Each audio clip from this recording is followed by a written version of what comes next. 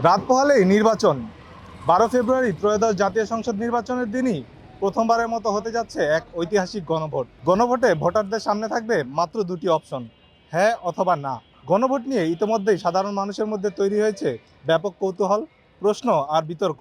সরকার ছাড়াও বিভিন্ন রাজনৈতিক দল প্রচারণা চালিয়েছে হ্যাঁ ভোটের পক্ষে। অপরদিকে জাতীয় পার্টি সহ কয়েকটি দল বলছে না ভোটের কথা। কিন্তু এই হ্যাঁ কিংবা না দিয়ে আসলে কি বোঝায়, তা কতটুকু জানেন সাধারণ মানুষ? আসলে আমরা এখনো পরিপূর্ণভাবে বুঝতে পারি নাই যে বেসিক্যালি এই হ্যাঁ এবং নার মূল সারমর্মটা কি। আসলে আমি হ্যাপের সম্পর্কে জানি কি যে একটা সরকার হচ্ছে 2 বছরের বেশি ক্ষমতায় থাকতে পারবে না, তবে এটা আমাদের বাংলাদেশের জন্য অবশ্যই দরকার। কারণ দেখা গেছে একচাটিয়া যে রাজনীতিটা, এটা আমরা কখনো চাই না।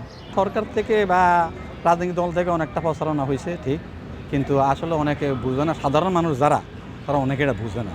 আর এটা যদি তাদেরকে ওই ইয়েতে করে দেখা দিয়েছ যে এটা হ্যাঁ ভোট এটা না ভোট, এখন আপনি কোনটা দিবেন?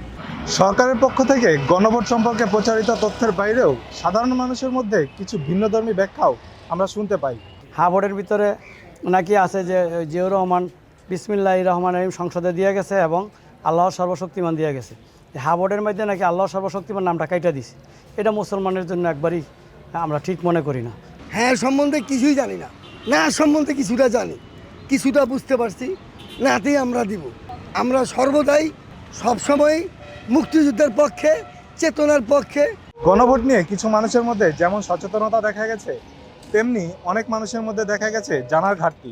কারো কারো মতে শহরের মানুষ হ্যাঁ বা না ভোট জিতলে কি হবে তা নিয়ে কিছুটা জানলেও গ্রাম বা প্রত্যন্ত অঞ্চলের মানুষ গণভোট সম্পর্কে তেমন কিছুই জানেন না। আমি তো দূরের কথা, গ্রামের লোকে 95% লোকে এগুলো গণভোট হা ভোট না ভোট এইটা দিলে কি হবে তারা জানে না।